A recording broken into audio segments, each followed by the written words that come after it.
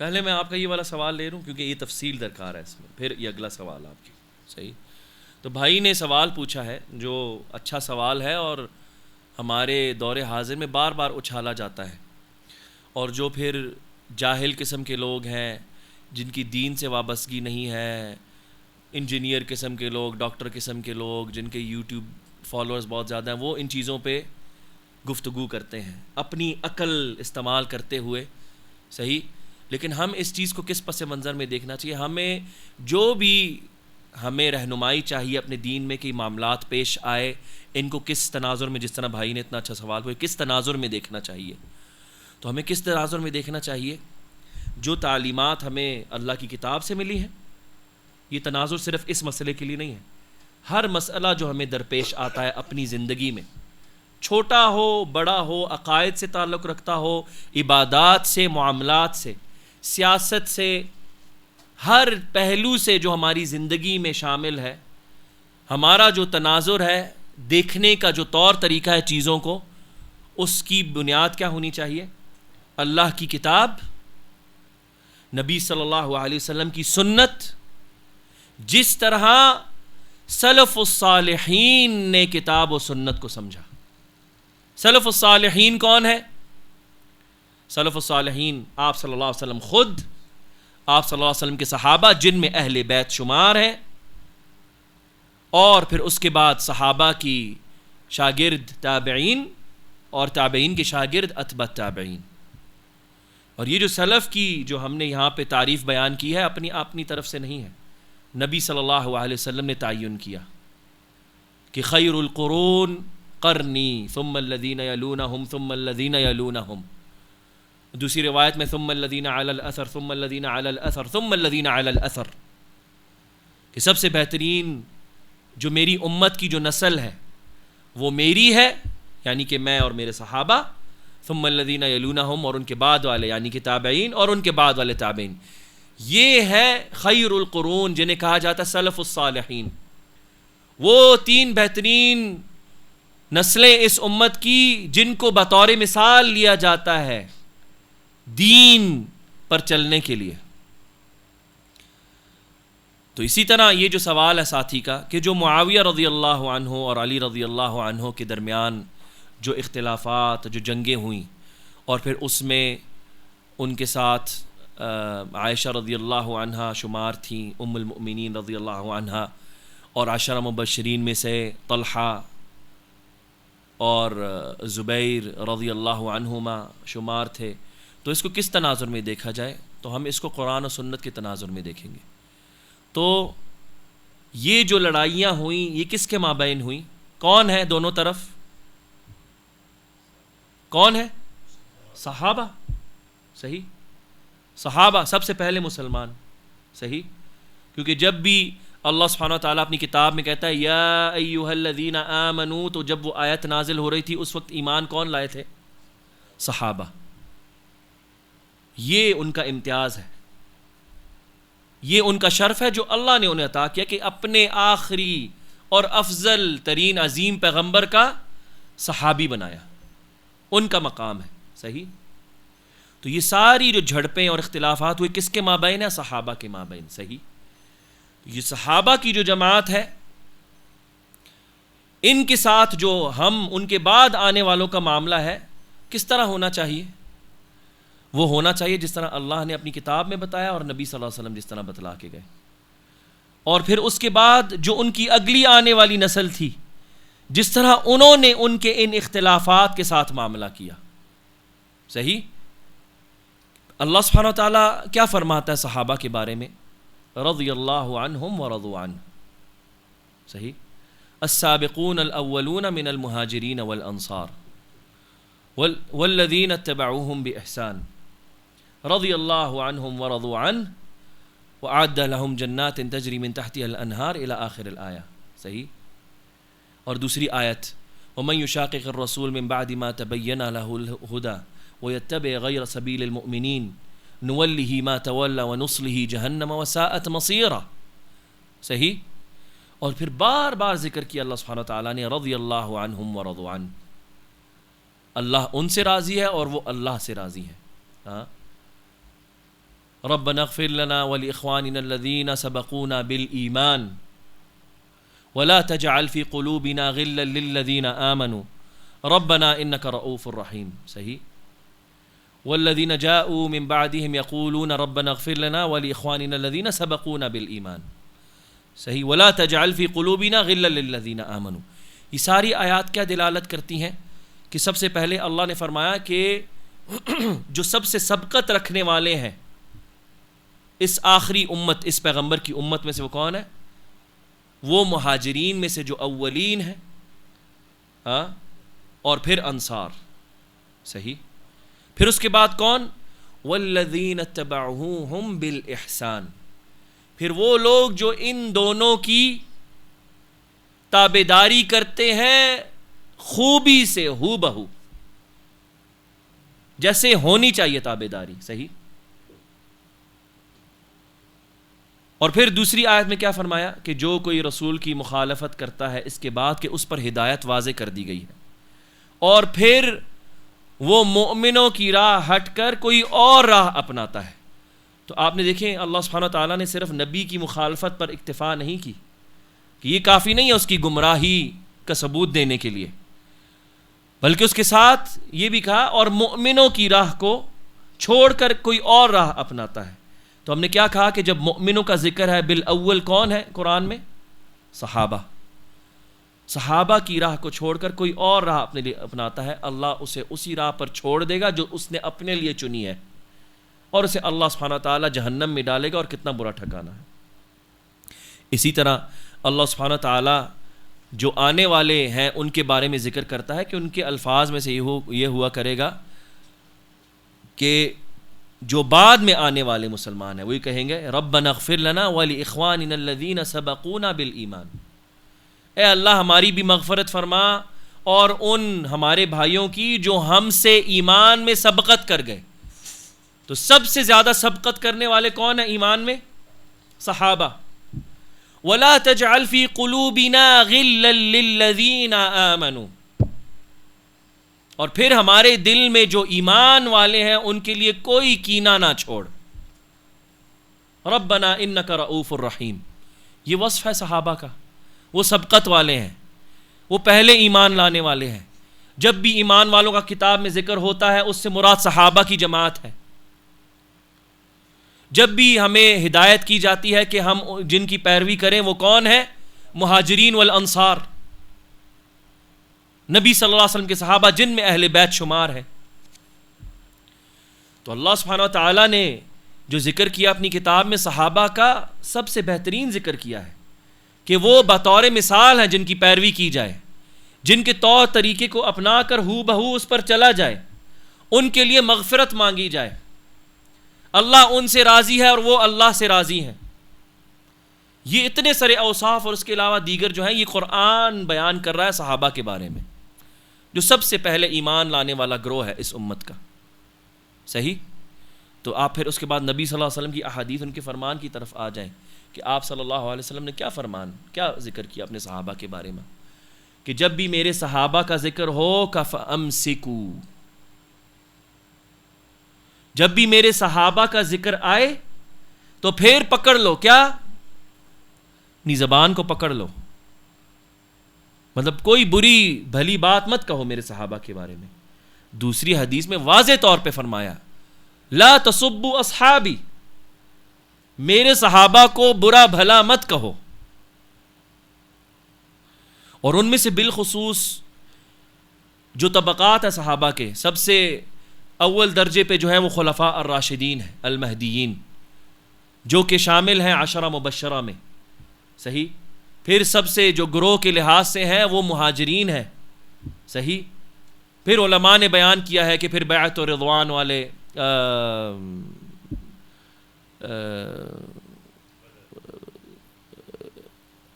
بیعت العقبہ الاولی والے، پھر بیعت العقبہ الثانی والے، پھر اس کے بعد بیعت الرضوان والے، پھر اس کے بعد بدر والے. اس طرح جو ہے طبقات ہیں صحابہ کے، ان کے درجے ہیں.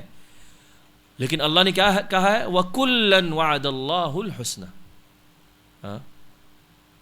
کہ اللہ نے سب کے سب کو حسنہ کا، ثواب کا، اور تفسیر میں آتا ہے حسنہ سے مراد جنت کا وعدہ کیا ہے. یعنی اس سے پہلے جو آیات ہیں دو، اس میں ذکر ہے کہ وہ ان جیسے نہیں ہو سکتے جو پہلے ہجرت سے پہلے ایمان لائے.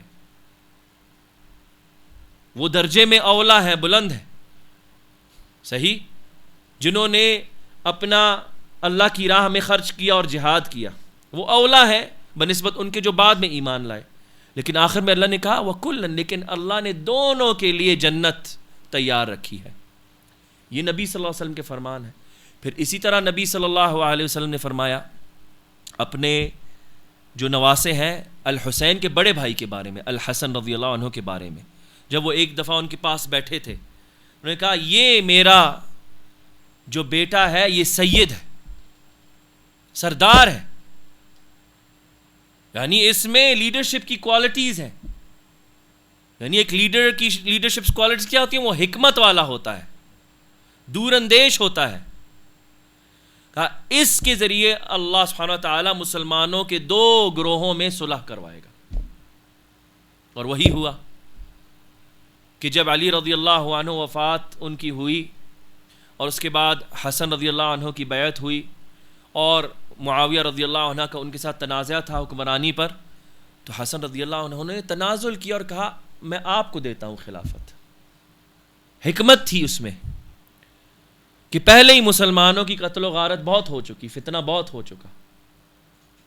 تو اور لیکن نبی صلی اللہ علیہ وسلم نے اس میں کیا ہے شاہد جو ہم جواب دے رہے ہیں کہ اللہ دو مسلمانوں کے دو بڑے گروہوں میں صلح کرے گا. بے شک جو معاویہ رضی اللہ عنہ اور جو اہل شام تھے ان کا تنازع تھا، اس حدیث سے واضح ہو گیا کہ وہ بھی مسلمان ہیں، صحیح. اور دوسری بھی جو احادیث ہیں کہ نبی صلی اللہ علیہ وسلم نے فرمایا کہ میری امت کے دو گروہ، بڑے گروہ، ان کا قتال ہوگا، وہ لڑیں گے ایک دوسرے کے مابین. ان میں سے اولا وہ ہوگا جو خوارج کے خلاف قتال کرے گا، صحیح. تو آپ صلی اللہ علیہ وسلم کی یہ جو پیشن گوئی تھی جو اللہ نے انہیں علم غیب میں سے ان پر وحی کے طور پہ نازل کی، جب علی رضی اللہ عنہ اور معاویہ رضی اللہ عنہ کے مابین جو ہے وہ جنگیں ہوئیں، اس کی جو وجوہات تھیں، اس میں علی رضی اللہ عنہ کا گروہ تھا، انہوں نے خوارج کے ساتھ قتال کیا. لیکن ہمیں اس حدیث سے کیا پتہ چلا کہ نبی صلی اللہ علیہ وسلم بتایا کہ دونوں مسلمان گروہ ہیں، ایک حق کے زیادہ قریب بنسبت دوسرے کے. تو اس حدیث سے ہمیں پتہ چلتا ہے علی رضی اللہ عنہ حق پر تھے اور معاویہ رضی اللہ عنہ غلطی پر تھے، یہاں تک کہا جا سکتا ہے. اس کے بعد یہ کہنا کہ ان کی پرانی دشمنی تھی کیونکہ بنی امیہ جو تھے ان کے دل میں کینہ تھا کہ جو نبی صلی اللہ علیہ وسلم آیا انہوں نے آ کے جو ہے بادشاہت ان سے چھین لی، یا نبی صلی اللہ علیہ وسلم بنی امیہ کے جو بڑے بڑے ان کے بادشاہ تھے ان کو قتل کیا جنگوں میں، تو یہ ان کا بدلہ لینا چاہتے تھے. یہ دل کی کہاں سے آئی ہیں یہ باتیں؟ ہمیں تو نہیں ملتی. پھر یہ کہا جاتا ہے کہ یہ تاریخی باتیں نہیں ہیں، یہ کتب الحدیث میں درج ہے، امام بخاری نے ذکر کی ہے، مصنف ابن ابی شیبہ، مصنف ابن عبد الرزاق میں ہے ساری باتیں. ہم کہتے ہیں ٹھیک ہے انہوں نے تو یہ ساری چیزیں ذکر کی، لیکن کیا ہمیں ان محدثین سے ملتا ہے کہ انہوں نے معاویہ رضی اللہ عنہ یا ان کے ساتھ جو تھے یا طلحہ، زبیر یا عائشہ رضی اللہ عنہ پہ طعن کیا ہو کہ وہ شر چاہتے تھے، ان کی نیت میں کھوٹ تھا؟ نہیں ملتا. نہیں ملتا کہ انہوں نے کوئی باب باندھا ہو اس چیز پر یا کوئی کتاب لکھی ہو کہ معاویہ رضی اللہ عنہ اور ان کے ساتھ جو تھے وہ برے بھلے تھے، ان پہ کوئی تشنیع ہوئی ہو. نہیں ملتا، صحیح. تو محدثین جب روایت کرتے ہیں اپنی کتب الحدیث میں، وہ اس وقت کے معاملات جس طرح ہوئے، جس طرح ان تک منتقل ہوئے، اس کو عدل و انصاف سے امت تک منتقل کر دیے بس. لیکن اس سے بڑھ کے ایک اور چیز ہے، جب آپ انہی ائمہ اور محدثین اور ان کے جو شیوخ تھے، ان کی جو عقائد کی کتب ہیں، جب ان کی طرف آپ آتے ہیں، جس طرح امام بخاری کے شیخ عبداللہ بن زبیر الحمیدی بخاری کے شیخ ہیں، سب سے پہلی جو حدیث ہے امام بخاری کی اپنی صحیح میں انما الاعمال بالنیات. امام بخاری روایت کرتے ہیں عن ابو بکر عبداللہ بن زبیر الحمیدی، اپنے شیخ سے روایت کرتے ہیں سب سے پہلی حدیث. عبداللہ بن زبیر الحمیدی کی کتاب اٹھائیں اصول السنہ، جو انہوں نے لکھی، جس میں عقائد اس وقت کے مسلمانوں کے بیان کیے. اس میں باب باندھا ہے صحابہ کے بارے میں، اور یہی سب کچھ اس میں لکھا ہے کہ صحابہ کے بارے میں واجب ہے ایک مسلمان پر یہ عقیدہ کہ وہ ان سب کو ان میں سے جانے جن سے اللہ راضی ہے اور وہ اللہ سے راضی ہیں، اور جب بھی ان کا ذکر کرے تو ذکر جمیل کرے، خوبصورت باتیں کرے، اور جو کچھ ان کے مابین تنازع ہوا ہے تو اس سے اپنی زبان کو روک لے. یہ بخاری کے شیوخ میں سے ہے. باندھا باب انہوں نے، باب مشاجرات بین الصحابہ، معاویہ رضی اللہ عنہ کی بری نیتیں. ملتا ہے؟ کچھ نہیں ملتا. ہمیں یہ باب نہیں ملتا کسی کتاب، حدیث کی کتاب میں، کسی عقیدے کی کتاب کے ائمہ کی، کہ انہوں نے باب باندھا ہو مشاجرات الصحابہ او اختلافات الصحابہ، ان کے مابین جو جھڑپیں اس پہ کوئی باب بھی باندھا ہو، نہیں ذکر کی.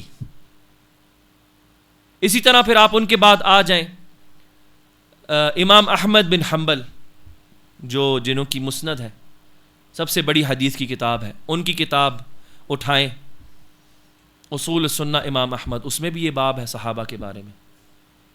بلکہ ان کی تو کتاب شروع ہوتی ہے عجیب طریقے سے، السنۃ عندنا ما کان علیہ اصحاب رسول اللہ صلی اللہ علیہ وسلم. ہمارے ہاں سنت یہ ہے جس پر نبی صلی اللہ علیہ وسلم کے صحابہ تھے. پھر اس کے آخر میں باب بھی ہے، وہ بھی یہی باتیں کرتے ہیں جو امام عبداللہ بن زبیر الحمیدی نے کی ان سے پہلے. امام بربہاری بھی یہی کہتے ہیں اپنی شرح السنہ میں. ابن جریر الطبری اپنی کتاب صریح السنہ میں یہی بات کہتے ہیں. ابن بطہ اپنی ابانہ الکبریٰ اور صغریٰ عقیدے کی کتاب ہے، اس میں یہی کہتے ہیں صحابہ کے بارے میں عقیدہ. جو ان کے مابین ہوا اس کے بارے میں ہم ذکر نہیں کرتے، ان کے اچھا ذکر کرتے ہیں اور ان پر اللہ کی رضا جو ہے اس کی دعا کرتے ہیں. اور جو شخص اللہ کے رسول کے صحابہ پر طعن کرتا ہے تو ایسے شخص کو ہم بدعتی قرار دیتے ہیں، اس سے کنارہ کشی اختیار کرتے ہیں. اور اس کے بعد آ جائیں پھر آپ امام اللالکائی کی کتاب شرح اصول اعتقاد اہل السنہ، اس کے بعد شریعہ امام الاجری کی، دوسری دیگر جتنی بھی عقائد کی کتابیں جس میں بیان ہوا عقیدہ کہ اللہ کی ذات کے بارے میں کیا عقیدہ ہے ہمارا، اللہ سبحانہ تعالیٰ کے نام و صفات کے بارے میں کیا عقیدہ ہے ہمارا، نبی صلی اللہ علیہ وسلم کے بارے میں کیا عقیدہ ہے، اللہ کی تقدیر کے بارے میں کیا عقیدہ ہے، اعمال کے بارے میں کیا عقیدہ ہے، ساری جو چیزیں، اللہ کی کتاب کے بارے میں کیا عقیدہ ہے ہمارا، اسی طرح حکمرانوں کی اطاعت کے بارے میں کیا عقیدہ ہے ہمارا، اسی طرح انہی کتابوں میں ذکر کیا صحابہ رسول اللہ صلی اللہ علیہ وسلم کے بارے میں کیا موقف اور عقیدہ ہے ہمارا. اگر انہوں نے اپنی کتاب حدیث کی کتابوں میں جب ذکر کیے ہیں یہ واقعات، تو وہ عدل و انصاف کی بنا پہ کہ اس طرح ہمیں منتقل ہوئی، ہمیں سے منتقل کر رہے ہیں، بس اس پر نکتہ چینی نہیں کی. اور پھر اس کے ساتھ ایک اور شبہ بیان کیا جاتا ہے، یہ جو آپ لوگ حدیث عادی بیان کرتے ہیں کہ نبی صلی اللہ علیہ وسلم نے کہا لا تسبوا اصحابی، میرے صحابہ کو برا بھلا مت کہو.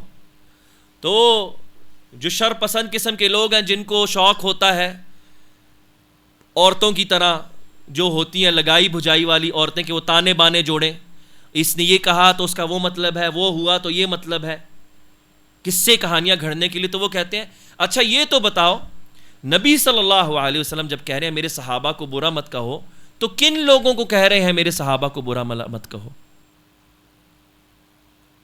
اس وقت کس کو کہہ رہے ہوں گے؟ کس نے برا بھلا کہا ہوگا صحابہ کو؟ صحابہ میں سے کسی کے ساتھ کوئی جھڑپ ہوئی نا، ایک صحابی نے دوسرے صحابی کو برا بھلا کہا، غالب بن خالد بن ولید اور بلال رضی اللہ عنہ کے درمیان، غالباً یا ابو غفاری، ابو ذر الغفاری، صحیح، ان کے اور بلال کے درمیان، ٹھیک ہے، کہ ایک نے اٹھ کے دوسرے کو کچھ برے کلمات ادا اس سے ہو گئے، برا بھلا کہا. تو نبی صلی اللہ علیہ وسلم نے کہا لا تسبوا اصحابی، میرے صحابہ کو برا بھلا مت کہو. صحیح، کیا مطلب ہے؟ نبی صلی اللہ علیہ وسلم اب یہ کہہ رہے ہیں کہ ابو ذر ان کا صحابی نہیں؟ یا خالد بن ولید ان کے صحابی نہیں؟ نبی صلی اللہ علیہ وسلم یہ کہہ رہے ہیں کہ یہ میرے ساتھ پہلے ایمان لانے والے ہیں، اوائل میں سے، مہاجرین میں سے، جب اسلام کی ابتدا تھی، جب مسلمان مشقت میں، ڈر کی حالت میں رہتے تھے. صحیح؟ تو کہتے ہیں ہاں، تو اس کا مطلب ہے کچھ صحابہ کے لیے ہے رضی اللہ عنہم ورضوا عنہ. سب کے سب رضی اللہ عنہم ورضوا عنہ نہیں ہے. مکہ کے وقت جو جنہوں نے اسلام قبول کیا وہ تو اپنی جانوں کو بچانے کے لیے، مطلب اس نے صحابہ کا سینہ چاک کر کے دیکھا کہ اس کی نیت کیا تھی اسلام قبول کرنے میں. ہاں، یہ طعن ہے صحابہ پہ. اگر یہ ہوتا تو نبی صلی اللہ علیہ وسلم بتلا کر جاتے. نبی صلی اللہ علیہ وسلم کا سر رکھنے والے صحابی حذیفہ ابن الیمان، آپ صلی اللہ علیہ وسلم نے ان کو کچھ اپنے راز بتائے ہوئے تھے منافقین کے بارے میں. نبی صلی اللہ علیہ وسلم بتلا کے جاتے کہ یہ جو مکہ، فتح مکہ پہ جنہوں نے اسلام قبول کیا، یہ اوپر سے اسلام، نبی صلی اللہ علیہ وسلم نے ان کا اسلام قبول کیا. یہ نبی صلی اللہ علیہ وسلم پر طعن ہے کہ نبی صلی اللہ علیہ وسلم ہم ایسے دھوکے میں چھوڑ کر گئے کہ ان کے بعد ایسے ان کے صحابہ میں سے لوگ شمار ہونے لگے جو حقیقتاً منافق تھے اور انہوں نے امت سے پھر بدلے لیے بنی امیہ کے. تو ہم اس نقطے کی طرف واپس آتے ہیں. ہم کہتے ہیں ٹھیک ہے، مان لی تمہاری بات کہ نبی صلی اللہ علیہ وسلم نے اپنے کچھ صحابہ کے گروہ کے دفاع میں دوسرے صحابہ کو کہا کہ میرے صحابہ کو برا بھلا مت کہو. صحیح؟ تو ہم کہتے ہیں جب نبی صلی اللہ علیہ وسلم اپنے صحابہ کے درمیان اپنے ایک کم درجے والے صحابہ جنہوں نے اسلام بعد میں قبول کیا ہجرت کے بعد، ان کو جب کہہ رہے ہیں کہ میرے صحابہ کو برا بھلا مت کہو، تو آج 1400 سال بعد آنے والے لوگوں کی کیا حیثیت ہے کہ وہ بولیں ان دیر سے اسلام قبول کرنے والے صحابہ کے خلاف، جب ان کو اجازت نہیں تھی پہلوں کے خلاف بولنے کی، تو ہمیں کیا اجازت ہے کہ ہم ان کے خلاف بولیں؟ یہ کون سی عقل ہے؟ یہ کون سی پھکیاں اور مروڑ دیتے رہتے ہو مسلمانوں کو؟ حماقت ہے. مسلمانوں کو ایک بدعت کی نئی بنیاد رکھ کے 2 کیمپوں میں ڈیوائیڈ کر دیا گیا ہے. اس کے لیے اپنے سٹینڈرڈ بنائے گئے ہیں ان احادیث اور ان سلسلوں کو تانے بانے جوڑ کے کہ مسلمانوں میں یزیدی گروہ ہے اور حسینی گروہ ہے. یہ نئی تقسیم، بدعتی تقسیم جو ہے یہ گھڑی گئی ہے. اور اس کی بنیاد کیا ہے؟ جو ان کی گھڑی گئی کہانی کے مطابق مانے گا تو وہ حسینی ہے، جو ان کی گھڑی گئی کہانی کو نہیں مانتا اور وہ اس کو مانتا ہے جس پر سلف صالحین اپنی عقائد کی کتابوں میں لکھ گئے صحابہ کے بارے میں عقیدہ، وہ یزیدی ہے.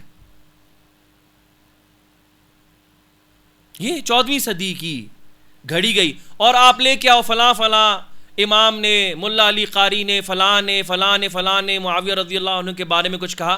ہم کہتے ہیں صحابہ کے سامنے جتنا بڑا امام، بلکہ ہم کہتے ہیں کروڑوں امام ہو، ان کے حق تلفی میں ان کا کوئی ایک لفظ قبول نہیں کیا جائے گا ابداً. یہ اصحاب رسول اللہ صلی اللہ علیہ وسلم ہیں جن کو اللہ نے اپنے نبی کے لیے چنا.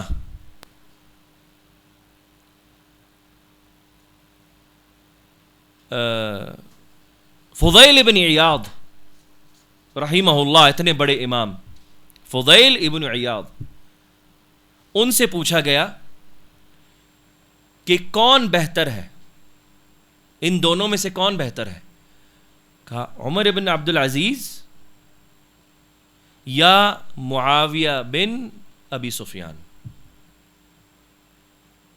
عمر بن عبد العزیز کون ہے؟ ہاں، تابعین میں شمار ہیں. صحیح، تابعین. معاویہ بن ابی سفیان کون ہے؟ صحابی. ٹھیک ہے. فضیل بن عیاض رضی اللہ رحمہ اللہ نے فرمایا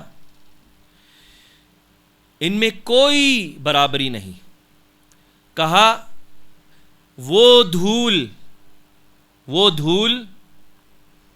جو معاویہ رضی اللہ عنہ کے گھوڑے کے ناک میں سے گزرتی تھی، وہ دھول جو معاویہ رضی اللہ عنہ کے گھوڑے کے ناک میں سے گزرتی تھی، نبی صلی اللہ علیہ وسلم کے ساتھ جنگ کرتے ہوئے، جنگ کے میدان میں،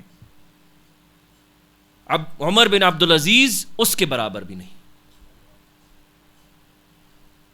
کیا مراد ہے؟ مطلب تصور بھی نہیں قائم کیا جا سکتا برابری کا. صحابیت کے رتبے کے ساتھ کوئی برابری نہیں، ادنا صحابی. کیونکہ صحابی کی کیا تعریف ہے؟ کیا تعریف ہے صحابی کی؟ کون بتائے گا ساتھیوں میں سے؟ ہاتھ اٹھائیں. صحابی کی کیا تعریف ہے جی؟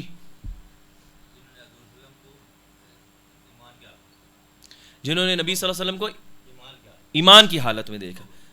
ہاں، صحبت سے، مطلب اچھی تعریف ہے. تھوڑی اور کلیئرٹی آ جائے اس میں. ہاں واضح کریں اس کو. اور صہیب،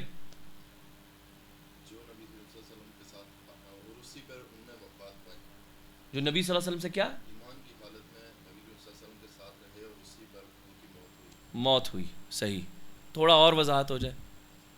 ایمان کی حالت میں علماء نے جو تعریف بیان کی ہے، جو ہم نے بار بار دروس میں ذکر بھی کیا، جو نعم جنہوں نے دیکھا. صحیح بھائی کہہ رہے ہیں جنہوں نے دیکھا. صحیح جو تعریف ہے. اب کیونکہ اگر یہ کہا جائے جس نے نبی صلی اللہ علیہ وسلم سے دیکھا، تو ہم پھر کہیں گے ان صحابہ کا کیا جو نابینا تھے، جو بلائنڈ تھے، نہیں دیکھا. صحیح. تو صحیح جو تعریف ہے علماء کے ہاں، جس طرح ابن حجر الاسقلانی اور دیگر جو محدثین ہیں، جو نبی صلی اللہ علیہ وسلم سے ملا، ملاقات ہوئی، نبی صلی اللہ علیہ وسلم پر ایمان لایا اور اسی پر وفات ہوئی، اسی پر وفات ہوئی.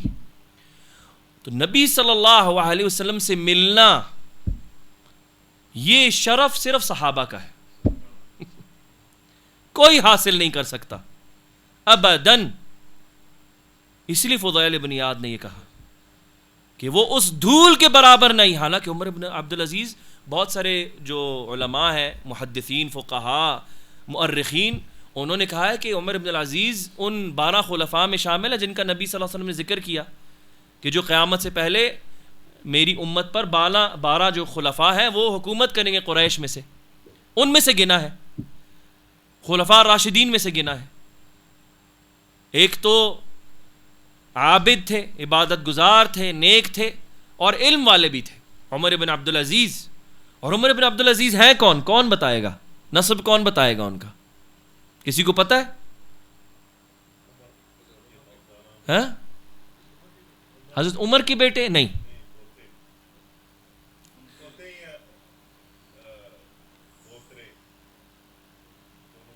ہاں، ان کے مطلب گرینڈ چلڈرن. کس طرح گرینڈ چلڈرن؟ کہ عمر بن خطاب رضی اللہ عنہ ایک دفعہ رات کو وہ گشت کیا کرتے تھے اپنے مدینہ کا، دیکھ بھال رکھتے تھے اپنے غلام کے ساتھ. تو وہ رات کو ایک گھر کے قریب سے جب ان کا گزر ہوا تو انہوں نے آوازیں سنی کچھ. تو اس روایت میں آتا ہے کہ ایک ماں جس طرح اپنی بیٹی کو کہہ رہی ہو کہ اٹھو، صبح مطلب یہ فجر سے پہلے کا وقت ہے، یعنی رات کا وقت ہے، اٹھو اور دودھ میں پانی ملاؤ. صحیح. تو وہ جو لڑکی تھی، بیٹی تھی، اس نے کہا نہیں، امیر المؤمنین نے منع کیا ہے. امیر المؤمنین یعنی عمر بن خطاب نے منع کیا ہے، مطلب یہ گھپلا ہے، یہ یعنی چوری ہے کہ لوگوں کو پانی کے ساتھ دودھ مکس کر کے ان کو بیچا جائے یا دیا جائے. تو اس کی ماں فرماتی ہے عمر امیر المؤمنین تمہیں ابھی نہیں دیکھ رہے، مطلب یہاں پر نہیں ہے، تو انہیں کیا پتہ ہے؟ تو اس نے کہا امیر المؤمنین کا اللہ تو دیکھ رہا ہے. صحیح. تو حضرت عمر اپنے گھر گئے اور اگلے دن اپنے بیٹوں کو جمع کیا. تو انہوں نے کہا میں تو بوڑھا ہو چکا ہوں، میں نے یوں دیکھا ہے، کون تم میں سے اس نیک عورت سے نکاح کرنا چاہتا ہے، میں اس کا کرواتا ہوں. تو ایک نے کہا میری تو بیویاں ہیں، بچے ہیں اور میری استطاعت نہیں. دوسرے نے، ایک بیٹا تھا، ان دونوں کی شادیاں ہیں، میرے پاس استطاعت نہیں ہے، آپ میرا اس سے نکاح کروا دیں. تو حضرت عمر نے اس لڑکی سے نکاح کروایا اپنے اس بیٹے کا. ہاں، اس کی اولاد میں سے عمر بن عبدالعزیز ہے. صحیح. نیک جڑ سے نکلنے والے. لیکن فضیل بن عیاض نے کیا کہا؟ وہ اس دھول کے برابر نہیں جو معاویہ رضی اللہ عنہ کے گھوڑے کی ناک میں گھستا تھا نبی صلی اللہ علیہ وسلم کے ساتھ جنگ کرتے ہوئے. کہاں ہو؟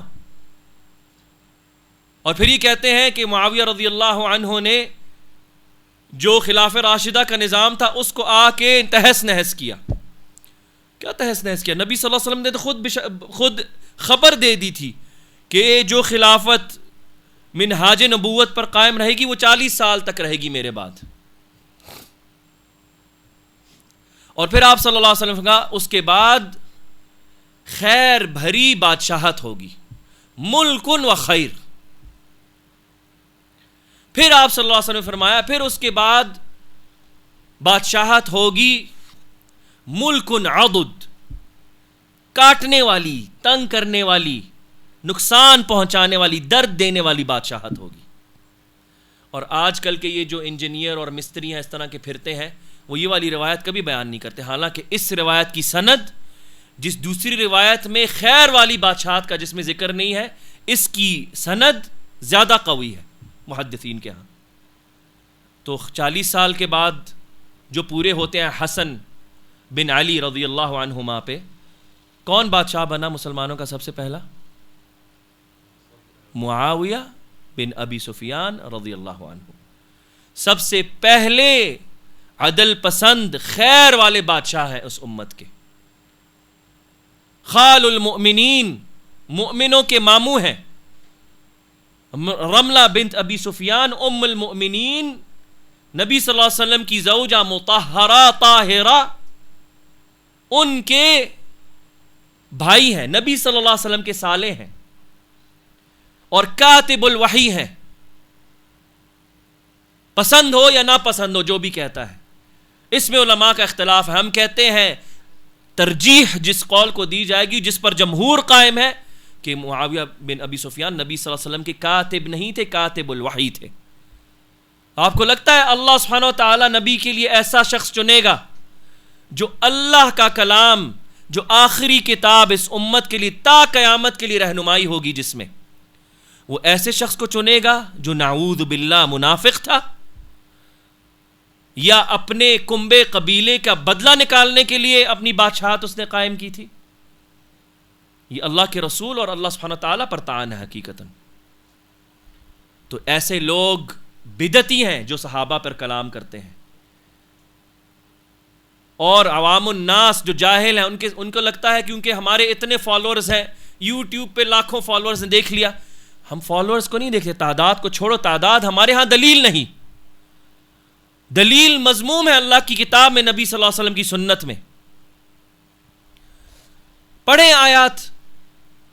وَأَكْثَرُهُمْ لَا يَفْقَهُونَ وَأَكْثَرُهُمْ لَا يَعْلَمُونَ وَأَكْثَرُهُمْ يُؤْمِنُونَ وَهُمْ مُشْرِكُونَ وَأَكْثَرُهُمُ الْفَاسِقُونَ. بار بار آیا ہے، اکثریت ایسی ہے، اکثریت ایسی ہے، اکثریت ایسی ہے، بری ہے. نبی صلی اللہ علیہ وسلم نے بھی اپنی حدیث میں فرمایا کہ غرباء کے بارے میں نبی صلی اللہ علیہ وسلم کی ایک روایت، اور اس میں کہا کہ غرباء کون ہے یا رسول اللہ؟ کہا وہ کم لوگ بکثرت لوگوں میں، کم اچھے نیک کم لوگ، زیادہ تعداد والے برے لوگوں میں. اور اسی طرح جب آپ پورا یہ جو کانسیپٹ ہے کثرت کا آپ دیکھتے ہیں، جو اللہ کا حزب ہے، اللہ کی جو جماعت ہے، جو نبی صلی اللہ علیہ وسلم کی سنت کو پکڑ کے تھام کے رہی قیامت تک، آپ ہمیشہ یہ پائیں گے کہ وہ ہمیشہ اقلیت میں ہے، کم ہے.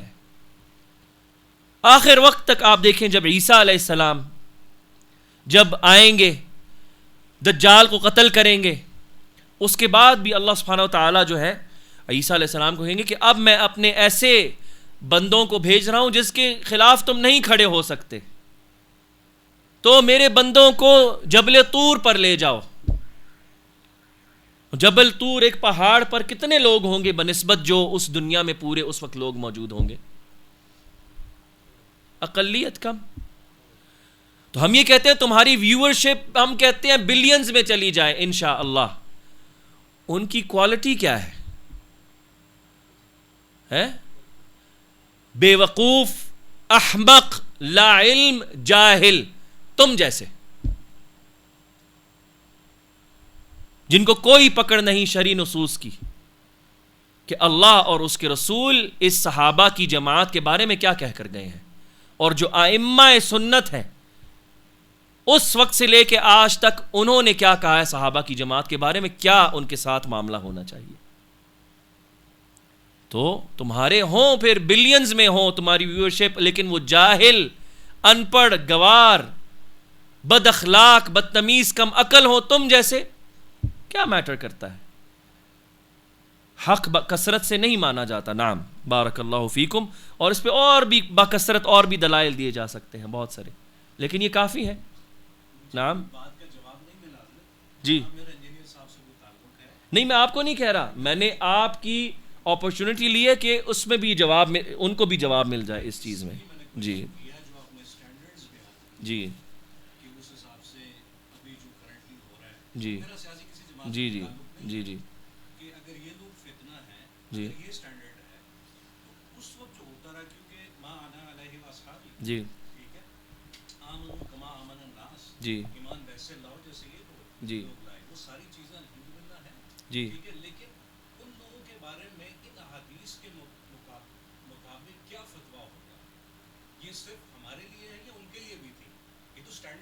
نہیں، تو میں نے یہی واضح کیا ہے کہ ایک تو یہ احادیث ہیں حکمرانوں کے بارے میں، صحیح، یہ ان کو بھی اپلیکیبل تھیں، ہم یہ نہیں کہتے ان کو اپلیکیبل نہیں تھی، لیکن ہم اب یہ کہتے ہیں. تو اب مجھے واضح ہوا آپ کا سوال. تو اب ان سے بھی یہ چیزیں ہوئیں اس طرح کی، یعنی آپ کہہ رہے ہیں معاویہ رضی اللہ عنہ ان کی جماعت سے بھی علی رضی اللہ عنہ کے خلاف جو ہے وہ نکلے اور سب کچھ ہوا، اماں عائشہ سے ہوا، ساری چیزیں ہوئیں. لیکن مسئلہ یہ ہے جو صحابہ کی جو جماعت ہے وہ مجتہدین ہے، ان کی ایک اسپیشل مقام میں نے کیوں بیان کیا کہ ان کے ساتھ دیکھیں ایک اور چیز ہے.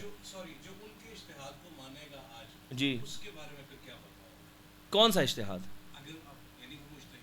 جی جی جی جی جی جی نہیں نہیں، آپ پوچھیں بالکل. جی جی جی جی ہاں ہاں نہیں، ہم نے آپ کو واضح کر دیا، ہم نے تو کہہ دیا نبی صلی اللہ علیہ وسلم تو یہ پہلے بتلا گئے کہ یہ ہوگا، اور نبی صلی اللہ علیہ وسلم نشانیاں بھی چھوڑ گئے کہ ان میں سے کون حق پہ کے قریب ہوگا، یعنی کون حق پر ہوگا کون غلطی پر ہوگا. یہ ہم نے مان لیا ہے، صحیح. تو ہم نے مان لیا کہ معاویہ رضی اللہ عنہ کا جو مطالبہ تھا وہ خطا پر تھا، اور ان کے ساتھ پھر جو ہے، لیکن آپ یہ بھی دیکھیں کہ صحابہ کو ندامت بھی ہوئی، صحابہ کو ندامت بھی ہوئی. یہ جو پھر جنگیں ہوئیں جب انہوں نے دیکھے خون، افراتفری میں، اور بیچ میں جو بہت بڑا عنصر تھا جو میں نے ذکر کیا سرسری سا، وہ یہودیوں کا تھا، عبداللہ بن سبا کی جماعت کا تھا.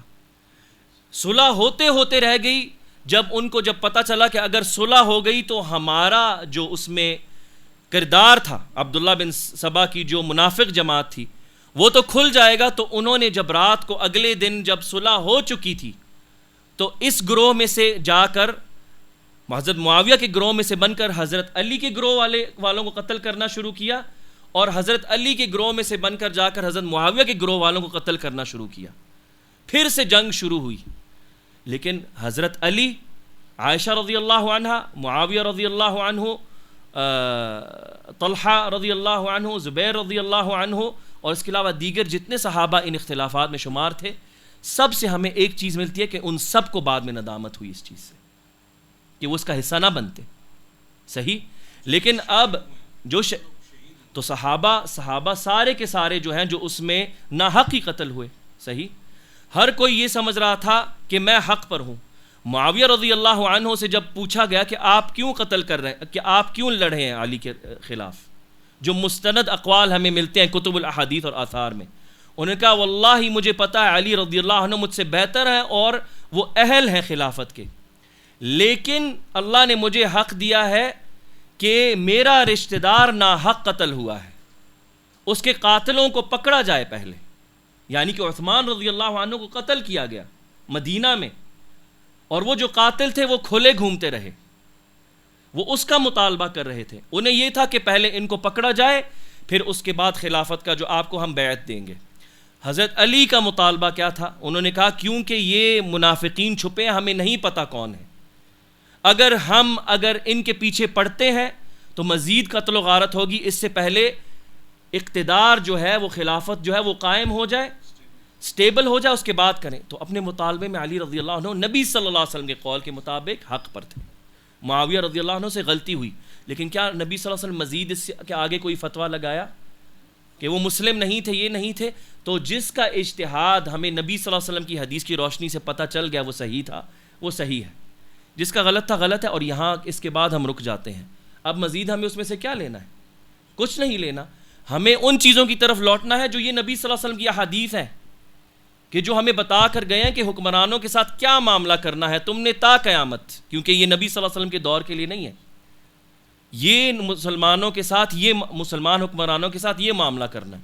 نبی صلی اللہ علیہ وسلم نے ان کے بارے میں سارے وصف بتا دیے, وہ ایسے بھی ہوں گے, وہ ایسے بھی ہوں گے, وہ یہ بھی کریں گے, وہ یہ بھی کریں گے, وہ یہ بھی کریں گے. تم نے کیا کرنا ہے وہ بھی نبی صلی اللہ علیہ وسلم بتلا رہے ہیں. یہ ہمارے لیے رہنمائی ہے. جو صحابہ کے درمیان اختلافات ہوئے وہ ان کا معاملہ تھا, وہ ان کا معاملہ تھا. آپ حالانکہ یہ دیکھیں اس میں ہمارے لیے تعلیمات ہیں کہ جب عائشہ رضی اللہ عنہ کا جو افک کا جو قصہ ہوا, جب ان پر بہتان لگا, معروف ہے, ہر کوئی جانتا ہے, صحیح. تو جب وہ ایک دفعہ رات کو, اور ان کو نہیں پتا تھا کہ لوگ ان کے بارے میں باتیں کر رہے ہیں مدینہ میں, وہ رات کو اپنی پڑوسن کے ساتھ, جو بزرگ عورت تھیں ان کے ساتھ رات کو, کیونکہ ان زمانوں میں اور حتیٰ آج تک بہت سارے دیہاتی ہمارے جو علاقے وہاں پر جو بیت الخلاء ہوتا ہے, باتھ رومز وہ گھروں میں نہیں ہوتے, کھیتوں کی طرف جاتے تھے. اور وہ صحرائی علاقے, تو عورتیں عموماً رات کو جایا کرتی تھیں پردے کی غرض میں. تو وہ رات کو اپنی پڑوسن کے ساتھ جب جانے لگی اندھیرے میں اپنی قضائے حاجت کے لیے دور, تو وہ جو بزرگ ان کے ساتھ ان کی پڑوسن تھیں, ان کو کسی پتھر سے جو ہے وہ ان کا پیر اٹکا, تو ان کو جھٹکا لگا, تو انہوں نے کہا کہ برا ہو مستح کا. اور مستح ان کے اپنے بیٹے ہیں, ہاں اپنے بیٹے مستح کی ماں ہے. تو عائشہ رضی اللہ عنہ کہتی ہیں اے بی بی آپ کیوں اللہ کے صحابی رسول کو برا کہتی ہیں؟ تو کہتی ہے اے بی بی تمہیں نہیں پتا کہ اس نے کیا کیا ہے, تمہارے بارے میں لوگ کیا باتیں کر رہے ہیں؟ وہ ابھی اس کے بعد کہیں گی. تمہیں نہیں پتا تمہارے بارے میں مستح کیا کہہ رہا ہے, تمہارے بارے میں جو یہ بہتان بازی ہو رہی ہے اس میں شمار ہے میرا بیٹا. عائشہ رضی اللہ عنہ کو نہیں پتا تھا. آپ سوچیں ہم جو عام مسلمان ہیں ہم کیا کریں؟ اچھا یہ کہتا ہے اس کا بیڑا غرق ہو, اس کا فلاں ہو, میرے بارے میں مجھے بہتان بازی. عائشہ رضی اللہ عنہ کیونکہ زوجۃ الرسول ہیں, نبی صلی اللہ علیہ وسلم کے گھر کی تربیت ہے, بلکہ اس سے پہلے صحابی رسول کے گھر کی تربیت ہے, خلیفۃ رسول اللہ صلی اللہ علیہ وسلم کے گھر کی تربیت ہے, ابو بکر صدیق. نہیں بولی, کہتی ہے میں کیا کہہ سکتی ہوں, وہ تو بدری ہے, یعنی بدر میں حصہ لیا. اور نبی صلی اللہ علیہ وسلم نے فرمایا اہل بدر کو جب دیکھا تو کہا جاؤ جو کرتے ہو تمہارے لیے سب معاف ہے. یہ جو مقامات ہیں جو مل رہے ہیں کہ جاؤ جو کرو معاف ہے, یہ کسی اور کو ملے ہیں؟ یہ صحابہ کو ملے ہیں. تو یہ اس لیے میں یہ واضح کرنا چاہ رہا ہوں کہ جو صحابہ کی جماعت ہے ان کا ایک اسپیشل سٹیٹس ہے, ان کے ساتھ ایک اسپیشل طریقے کا برتاؤ ہے مسلمانوں کا جو ان کے بعد آئے ہیں, جو کسی اور کو نہیں مل سکتا, جو اللہ اور اس کے رسول نے دیے ہیں. اسی طرح جب آپ کتب الحدیث اٹھاتے ہیں, ہم یہ کہتے ہیں نا فلاں حدیث صحیح ہے, فلاں حدیث جو ہے وہ ضعیف ہے, فلاں حدیث جو ہے موضوع ہے, فلاں حدیث حسن ہے.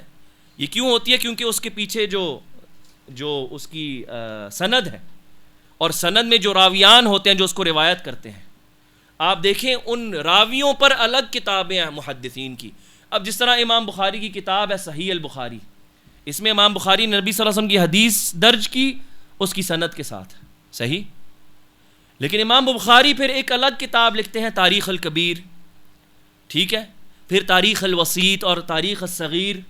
اس میں ان راویوں کے بارے میں بات کرتے ہیں کہ فلاں راوی جو ہے وہ ثقہ تھا, ٹرسٹ وردی تھا, فلاں راوی جو ہے وہ اس کا حافظہ مضبوط تھا, فلاں راوی جو ہے وہ اس کا حافظہ اپنی آخری عمر میں کمزور ہو گیا, صحیح, بتانے کے لیے کہ یہ جو راوی ہے جب یہ حدیث کی سند میں آئے گا تو یہ حدیث صحیح ہوگی, یہ کمزور والا آیا ہے تو یہ ضعیف ہوگی یا حسن کے درجے پہ آ جائے گی, اور اس طرح. لیکن آپ دیکھیں کہ جب محدثین راویوں پر بات کرتے ہیں اس میں جب صحابہ تک آتے ہیں اس کے بعد رک جاتے ہیں. اب وہ صحابہ کے بارے میں بات نہیں کرتے ثقاتن ثبتن، نہیں، صحابہ پہ بات ہی نہیں ہے. ان کے لیے الگ کتابیں لکھی گئی ہیں صحابہ کی زندگی پر، وہ صحابی کون تھے، اور اس پہ کوئی نکتہ چینی نہیں. تو وہ ایکسیپشنل کیس ہے صحابہ کی جماعت، ان پر کوئی کلام نہیں کیا جا سکتا. جو کچھ اس کے مابین ہوا ان کے درمیان چھوڑ دیا جائے اور ان کے رب کے درمیان، اور ان کے ساتھ وہ معاملہ کیا جائے جو اللہ نے کہا ہے ہمیں ان کے ساتھ معاملہ کریں، اور جو اللہ کے رسول نے ان کے ساتھ معاملہ کیا. اور جس طرح میں نے شروع کے سوال میں کہا، جس طرح پھر ان تابعین اتباع تابعین اور یہ جو ائمہ ان کے شاگردوں میں سے جو معاملہ انہوں نے کیا، کیونکہ یہ سب سے بہتر قرآن و سنت کی تعلیمات کو جانتے تھے، انہوں نے ان کی ان معاملات کے بارے میں کوئی کتاب کوئی چیپٹر نہیں لکھا، کچھ نہیں ذکر کیا. ہمارا بھی معاملہ ان کے ساتھ ویسا ہی ہونا چاہیے. نعم واللہ تعالی عالم. اسی پر اکتفا کریں یا اگر مختصر ہوئے تو لیں گے.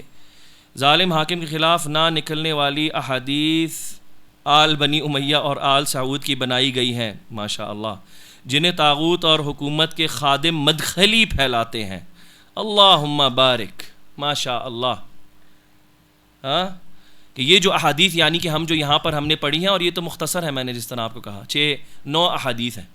آج ہم نے 6 پڑھ لی ہیں، کل کی ملا کے 3، آج 6 ہو گئی، کل 3 ہوگی 9. ٹھیک ہے. اور اس کے علاوہ جو امام مسلم نے کتاب اپنی صحیح میں باب بانا ہے، باب الامارہ، اس میں متعدد احادیث. امام بخاری کی جو کتاب ہے احکامات کی، اس میں الگ باب ہے حکمرانوں کی اطاعت پہ نبی صلی اللہ علیہ وسلم کی حدیث. سنن نبی داود میں الگ، سنن ابن ماجہ میں الگ، ترمذی میں الگ، مسند امام احمد میں الگ، مسند الطیالسی میں الگ، مصنف ابن ابی شیبہ عبد الرزاق میں الگ. یعنی یہ جتنی جو حدیثیں آئی ہیں، یہ جو ائمہ کی جو سندیں ہیں، یہ آل سعود نے اور بنی امیہ نے گھڑی ہیں. یعنی امام بخاری بھی بنی امیہ کے تلوے چاٹنے والے تھے، امام مسلم بھی ان کے تلوے چاٹنے والے تھے، عبد الرزاق الصنعانی بھی ان کے تلوے چاٹنے والے تھے. صرف تم تلوے چاٹنے والے نہیں ہو جو اس طرح کی باتیں کرتے ہو، تم بڑھ چڑھ کے بغیرت ہو جو اس طرح کی بات کرتے ہو. تمہیں پتہ نہیں تمہاری بات کا کیا مطلب ہے، تم کن پر طعن کر رہے ہو. یہ سارے تلوے چاٹنے والے تھے محدثین. تو اس کا مطلب ہے کہ تم تو اللہ سبحانہ تعالیٰ کی جو آیت ہے کہ اللہ نے اس کتاب کی حفاظت اپنے بلبوتے لی ہے، اِنَّا نَحْنُ نَزَّلْنَا الذِّكْرَ وَإِنَّا لَهُ لَحَافِظُونَ. اور سارے جو علماء ہیں شروع سے لے کے آخر تک اس میں متفق ہیں کہ یہ صرف قرآن کے الفاظ کی حفاظت نہیں ہے، یہ قرآن کا جو مفہوم، اس کی جو تفسیر ہے، نبی صلی اللہ علیہ وسلم کا جو بیان ہے، قرآن کی احادیث کا، اس سب کی حفاظت اس میں موجود ہے. جو اس طرح کے محدثین اور راویان کی بنا پر اللہ نے اس کی حفاظت کی اس دین کی. تو مطلب دین اصل میں کھو گیا ہے. اصلی دین جو سارا دین ہم پڑھ رہے ہیں ان کتب الحدیث میں، وہ سارے کا سارا تلوے چاٹنے گئے والے مدخلیوں کی وجہ سے. اور اس کے بارے میں ہم پہلے بھی ذکر کر چکے ہیں کہ مدخلی اس لیے کرتے ہیں کیونکہ ہمارے شیخ العلامہ محدث الامام فی السنہ ربیع بن ہادی المدخلی، کیونکہ وہ انہی احادیث کا پرچار کرتے ہیں. وہ اس طرح کے بدعتی لوگ ان کا رد کرتے ہیں، سلف الصالحین کا جو مفہوم ہے ان احادیث کا، اور اس طرح کے خارجی الفکر لوگوں کا رد کرتے ہیں، تو ان کو لوگ کہتے ہیں مدخلی، حکمرانوں کے تلوے چاٹنے والے. یہ آج کل کے علماء کے لیے ساتھ ایک کوئی منفرد چیز نہیں ہے. یہ جو تابعین اتباع تابعین کے زمانے میں جو علماء جس طرح حسن البصری رحمہ اللہ، دیگر علماء، جب وہ خارجی قسم کے لوگوں کو جو حکمرانوں کے خلاف بغاوت کے لیے نکلنا چاہتے تھے، ان کو جب منع کیا کرتے تھے، یہ احادیث سناتے تھے، تو ان کو بھی کہا کرتے تھے یہ ہؤلاء علماء الخرق، ہؤلاء علماء الحیض والنفاس، جس طرح آج کل کہا جاتا ہے. یہ خرق یعنی کہا جاتا ہے اس کو، یعنی کپڑے کا جو پیس ہوتا ہے، کیا کہتے ہیں اس اردو میں؟ ہاں ہم پنجابی میں کہتے ہیں ٹاکیاں. ہاں یعنی یہ نسبت ہے ان کپڑوں کی طرف جو عورتیں اپنے ماہواری میں رکھتی ہیں، یعنی علماء کو ذلیل کرنے کے لیے کہ ان کو بس حیض و نفاس کے احکامات پتہ ہیں، یہ اس وقت کہا جاتا تھا تابعین کے زمانے میں اہل بدعت کی طرف سے، علماء کی طرف، جو اس طرح کی احادیث بیان کرتے تھے کہ حکمرانوں کے خلاف خروج جائز نہیں ہے، ان پر صبر کرنا واجب ہے. ان کو کہا جاتا تھا ایسے علماء کو علماء الخرق. ان کو تو حید اور نفاس کے احکامات پوچھو، انہیں کیا پتہ یہ ریاست اور یہ سیاسی معاملات کرنے میں. آج کل بھی علماء کو اس طرح کے ذلت انگیز القاب سے نوازا جاتا ہے جو ان کو کوئی نقصان نہیں پہنچاتی، کیونکہ مشہور کہاوت ہے عرب کی، نباع الکلاب لا یضر السحاب، کہ کتوں کا بھونکنا بادلوں کو کوئی نقصان نہیں پہنچاتا. کتے بھونکتے رہتے ہیں نیچے سے، بادل چلتے رہتے ہیں بلند دور اپنے مقام پر. تو اس طرح کے بھونکنے سے علماء امت کو کوئی نقصان نہیں پہنچا. آپ ان کو تلوے چاٹنے والے کہیں، لیکن آپ کا تو پتہ چل گیا کہ آپ جو ائمۃ الدین محدثین جو اس دین کی حفاظت کر گئے، ایسی عظیم کتابیں لکھ کر سند کے ساتھ، جن کے راویان کی زندگیاں بھی درج ہیں آج جرحاً و تعدیلاً، کہ ان کے بارے میں تم کیا عقیدہ رکھتے ہو، تو یہ تمہاری گمراہی کا کھلا ثبوت ہے کہ تم گمراہ ہو. کل پیر عبد القادر جیلانی غوث اعظم کی 11ویں شریف منائی گئی تھی. وہابی لوگ اسے کیوں نہیں مناتے اور کیا نہیں کرتے، اور دوسروں کو بھی روکتے ہیں. کیا وہ اولیاء سے عقیدت نہیں رکھتے؟ سب سے پہلے عبد القادر الجیلانی کے بارے میں بتا دیا جائے. عبد القادر الجیلانی رحمۃ اللہ علیہ یعنی علماء میں سے ایک عالم تھے، بڑے علماء میں سے، ائمۃ الدین میں سے تھے. حنابلہ کے جو علماء ہے، حنبلی جو فقہ ہے، اس کی طرف انتساب کرتے تھے عراق کے علاقے میں سے. اور وہ نبی صلی اللہ علیہ وسلم کی سنت کی طرف بلاتے ہوئے، سلف کے منہج کی طرف بلاتے ہوئے ان کی وفات ہوئی. حالانکہ ان کی شروع کی زندگی میں کچھ تصوف اور اس طرح کی چیزیں پائی جاتی ہیں، لیکن آخر میں انہوں نے ان چیزوں سے توبہ کی اور وہ آپ صلی اللہ علیہ وسلم کی سنت پر، سلف صالحین کے طریقے کے راستے کی طرف بلاتے ہوئے ان کی وفات ہوئی. یہ عبد القادر الجیلانی ہے. اب سوال جو ان کے تعلق سے ہے کہ کل 11ویں شریف، یعنی کہ یہ ان کی ولادت کا دن تھا یا ان کی برسی ہے، اللہ عالم، مجھے نہیں پتا اس چیز کا. دونوں میں سے جو بھی ہو، وہ کیوں نہیں مناتے وہابی؟ تو سب سے پہلے ہم یہ پوچھ رہے ہیں وہابی کون ہے؟ ہم نہیں جانتے کون ہے وہابی. ہم وہابی نہیں جانتے کون ہے وہابی. مجھے تو نہیں پتا وہابی کون ہے. ہاں ہم جانتے ہیں کہ جو اہل سنت والجماعت ہے، جو اہل الحدیث ہے، جو سلف الصالحین کے طریقے پر چلتے ہیں، جو سلفی ہیں، ہاں، جو اہل حق ہیں، جو فرقۃ الناجیہ میں سے ہیں، جو طائفۃ المنصورہ میں سے ہیں، جو اہل القرآن والاثر ہیں، وہ اس طرح کے بدعتی تہوار نہیں مناتے، کیونکہ یہ بدعتی تہوار ہیں. کیونکہ آپ صلی اللہ علیہ وسلم نے یہود و نصارہ کی مشابہت اپنانے سے منع کیا ہے. آپ صلی اللہ علیہ وسلم نے ان پر لعنت بھیجی ہے. آپ صلی اللہ علیہ وسلم نے ان کے طریقے سے علیحدگی اختیار کرنے کا حکم دیا ہے. اور آپ صلی اللہ علیہ وسلم کوئی برسی، کوئی ولادت کا دن نہ اپنا، نہ اپنی بیویوں کا، نہ اپنے بچوں کا، نہ اپنے نواسوں کا، نہ اپنے صحابہ کے بچوں کا نہیں منایا کرتے تھے، نہ اپنا مناتے تھے. یہ ساری کی ساری جو بدعات ہیں، یہ یہود و نصارہ کی گھڑی گئی ہیں، جس کو اس امت کے جو بدعتی ہیں انہوں نے اپنایا، جو نبی صلی اللہ علیہ وسلم کی سنت میں سے نہیں.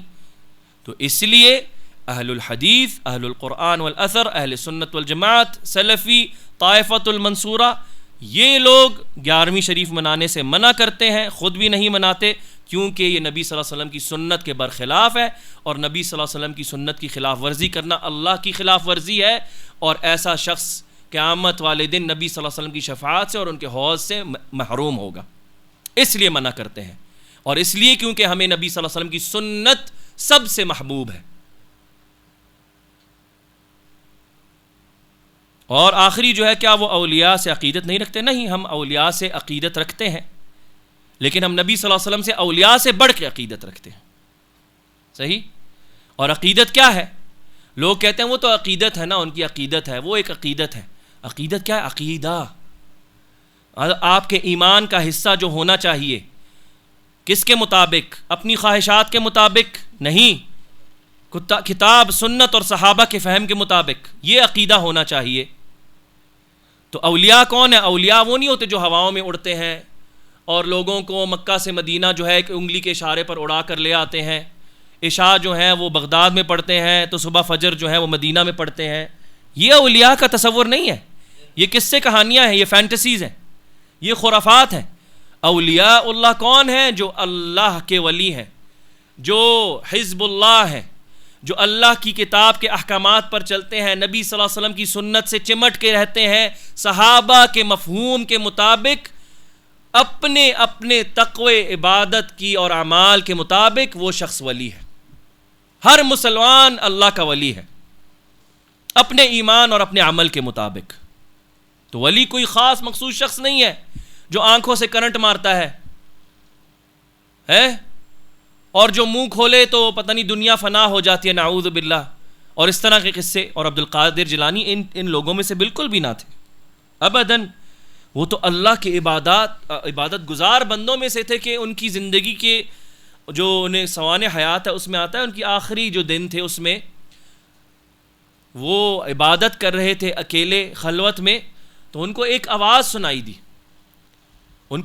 سنائی دی کہ اے عبد القادر، تو نے وہ مرتبہ پا لیا جو ایک عبادت گزار میرا پا لیتا ہے. آج کے بعد تجھے کوئی عبادت کرنے کی ضرورت نہیں. صحیح، کیونکہ صوفیوں کا یہی عقیدہ ہے کہ ہمارا جو پیر مرشد ہوتا ہے، ابدال ہو تو ایسا ہوتا ہے، دوسرا رتبہ ہو تو وہ ایسا ہوتا ہے. ان کو تو وہ شریعت ان پہ اٹھ جاتی ہے ان سے، پھر اس کے بعد ان کو نماز کی ضرورت نہیں پڑتی کیونکہ وہ ایسے رتبے پر پہنچ جاتے ہیں. تو یہ دیکھیں کہ عبد القادر جیلانی رحمۃ اللہ علیہ نے کس طرح اس معاملے سے ٹیکل کیا. تو انہوں نے کہا سبحان اللہ.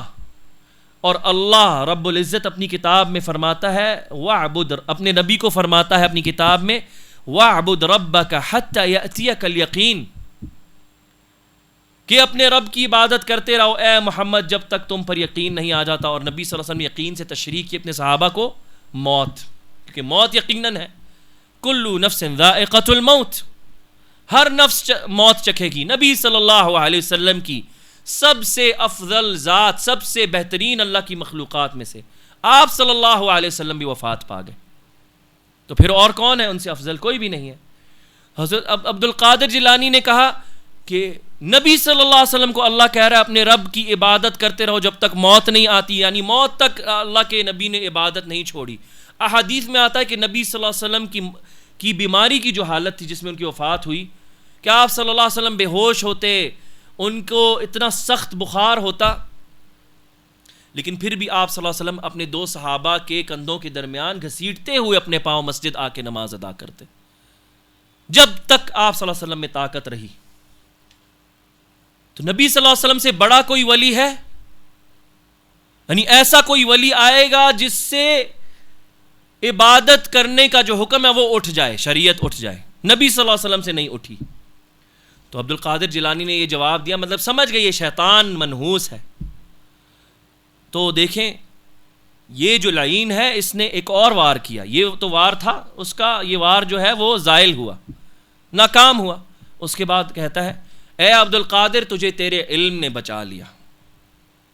اے عبد القادر تجھے تیرے علم نے بچا لیا.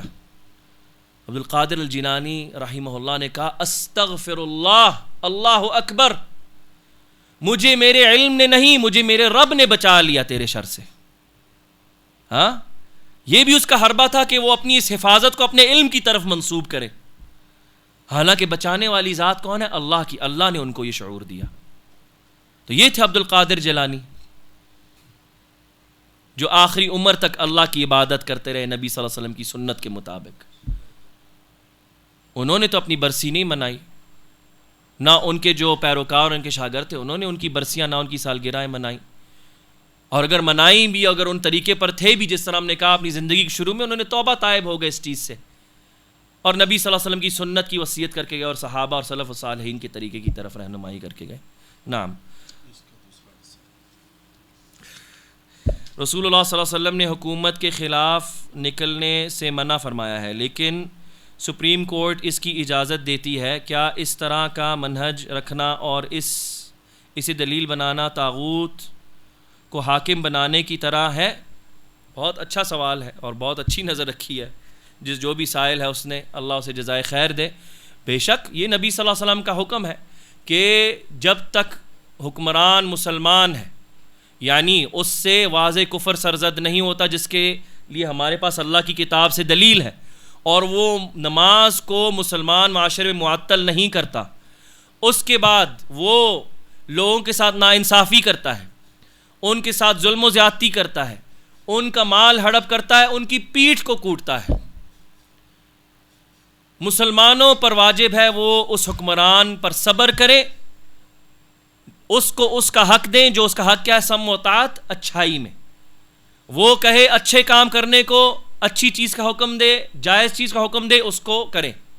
وہ اللہ اور اس کے رسول کی نافرمانی، شرعی احکامات کی نافرمانی کی طرف بلائیں، اس کی بات نہ سنیں، لیکن اس کے خلاف خروج اور بغاوت نہ کریں.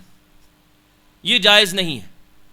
اور اگر اس سے کفر سرزد ہوتا ہے، جو واضح کفر ہے جس میں کوئی شک نہیں، جس کے لیے اللہ کی کتاب میں سے دلیل ہے، یا وہ نماز کو معطل کرتا ہے، مسجدوں کو بند کر دیتا ہے کہ آج کے بعد کوئی نماز نہیں پڑھے گا، مسجدوں کو مسمار کر دیتا ہے، تو ایسا حکمران جو ہے بے شک اس کی اطاعت واجب نہیں، لیکن اس کے خلاف خروج تب تک جائز نہ ہوگا جب تک یہ نہ ثابت ہو جائے کہ مسلمانوں کے پاس طاقت ہے کہ وہ اس کو اس طرح اس کے منصب سے ہٹا دیں جس سے قتل و غارت اور فتنہ فساد عام نہ ہو معاشرے میں. جائز نہیں. یہ نبی صلی اللہ علیہ وسلم کی تعلیمات ہے. یہ جواب صحیح، اس کی ہم نے تاکید کر دی.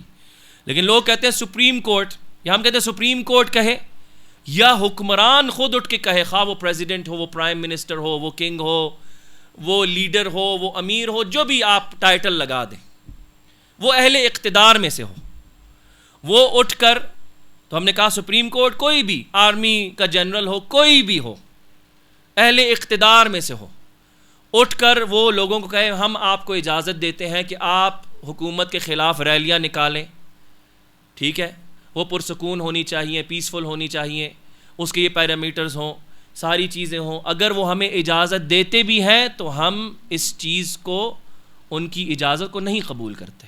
کیوں؟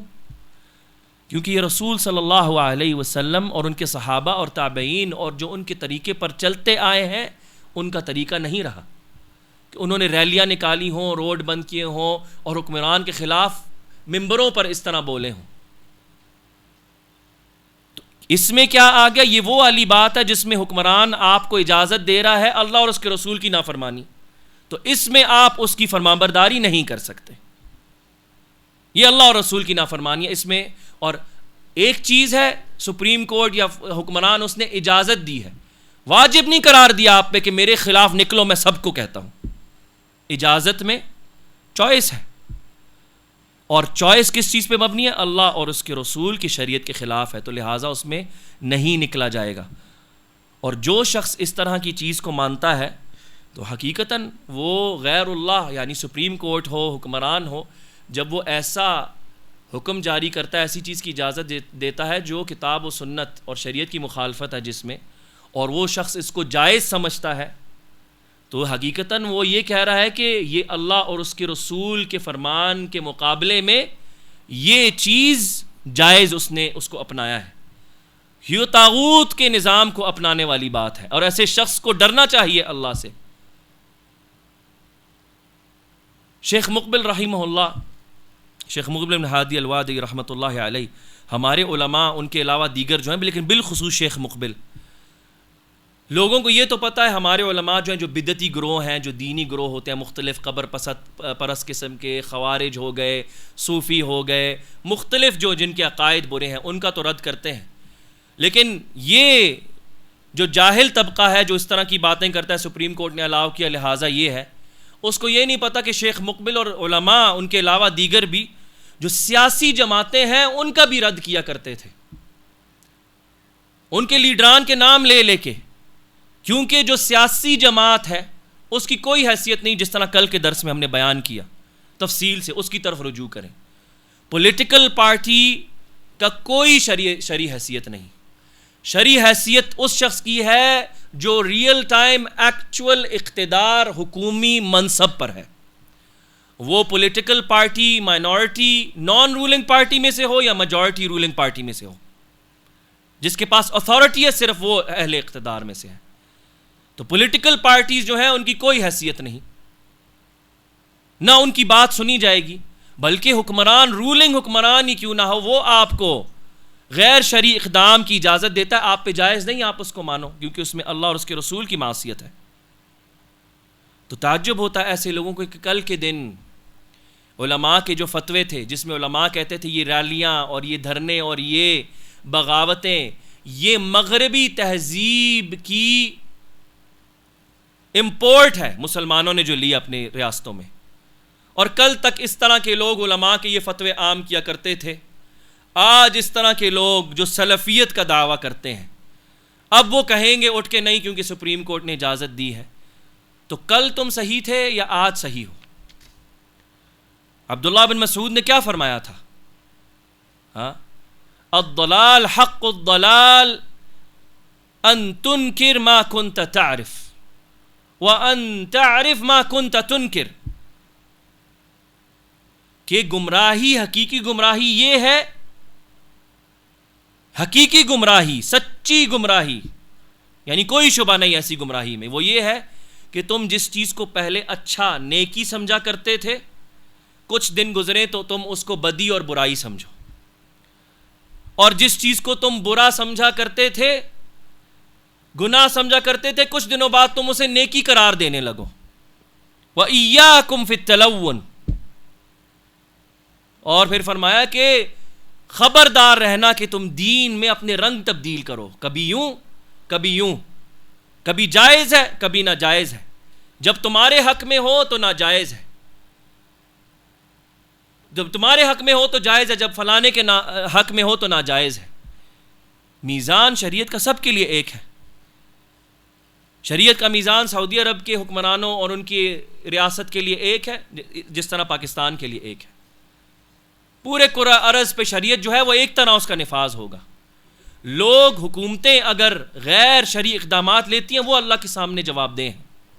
ہم نے کیا کرنا ہے جو نبی صلی اللہ علیہ وسلم نے کہا کہ وہ تمہارا حق ہڑپ کریں گے نہیں دیں گے، نا انصافی کریں گے، ان کو ان کا حق دو اور اللہ سے اپنا حق مانگو. ہم اللہ سے اپنا حق مانتے ہیں اور نبی صلی اللہ علیہ وسلم کے حکم پر ان کو ان کا حق دیتے ہیں سم و اطاعت کا، اور ان کے خلاف خروج نہیں کرتے، ان کے خلاف ممبروں پر چڑھ کر نکتہ چینی نہیں کرتے. یہ نبی صلی اللہ علیہ وسلم کا منہج ہے. جس کو نبی صلی اللہ علیہ وسلم کے اس منہج سے راضی نہیں تو وہ نبی صلی اللہ علیہ وسلم کی سنت سے راضی نہیں، تو وہ نبی صلی اللہ علیہ وسلم کی سنت میں سے نہیں، اس نے اپنے لیے اختیار کیا.